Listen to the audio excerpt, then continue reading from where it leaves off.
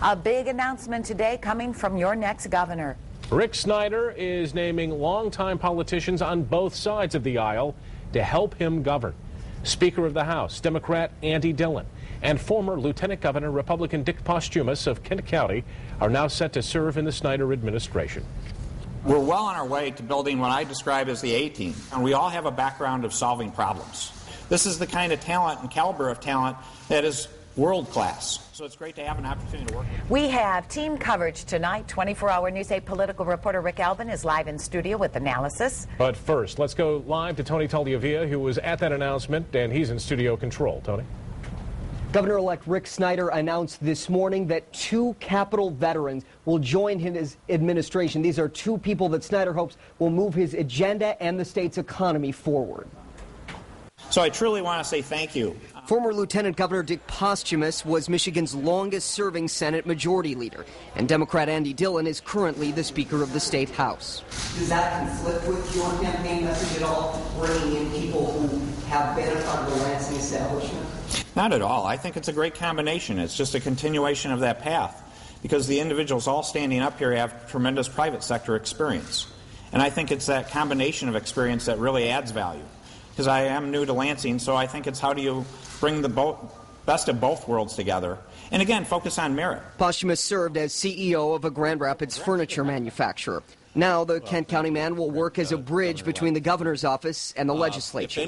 Dillon worked as a business turnaround specialist before coming to the legislature. As state treasurer, he'll now work in part on taxes. Snyder says Michigan's complicated business tax is hurting the state's economy. Both Dillon and Posthumus say they didn't intend to serve in the administration, but they say they do believe in Snyder's vision and the need for change. Michigan is suffering. Our people are suffering, and we're in deep need of leadership and innovative leadership. We've got to shed the labels. Democrats and Republicans have to work together.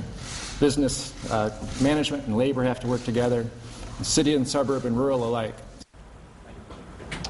Dillon actually admitted that he was part of a dysfunctional system in Lansing. He says he now hopes to be part of the solution. As for Snyder, he says he'll continue to make these announcements, perhaps weekly.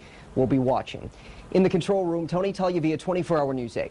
All right, Tony, so what do these first big announcements mean for the new administration? Let's turn to 24-hour News 8 political reporter Rick Albin for that part of our story. Rick? Well, first of all, I can tell you that I spent the day in Lansing while Tony was in Ann Arbor, and I was surprised at the amount of enthusiasm expressed by some of the 60 incoming freshmen that I spoke to during their orientation today, Republicans and Democrats. Part of that enthusiasm may stem from Snyder's rather eclectic choices to steer his new team. First, in transition, a number of old holdovers from Governor Engler's administration, and that sits well with some Republicans. Today, the announcement that current Democratic Speaker Andy Dillon is on board as treasurer and former Lieutenant Governor Dick Posthumus to help build a bridge with the legislature. Choice of such a high-profile Democrat could create concern among some GOP party regulars, but it could signal to Democrats that Snyder's really serious about his campaign promise to include everybody in his plan to, as he says, reinvent Michigan. Posthumus is a sure thing for Republicans, and a significant number of Democrats will appreciate his experience in consensus building. The big danger for Governor-elect Snyder is just what Tony alluded to, a guy who ran as an outsider saying all in Lansing was broken and promising not to rebuild but reinvent Michigan, calling on what must be seen as some of the architects of what Snyder has called a failed system. On the upside, there were more than a few who worried that as a consummate outsider, Rick Snyder lacked the knowledge of state government to be effective. Today's picks may help allay some of those fears. Still, the real test will be if Snyder can put together a plan, get buy-in from the legislature, and do something to turn Michigan around while a very impatient public waits.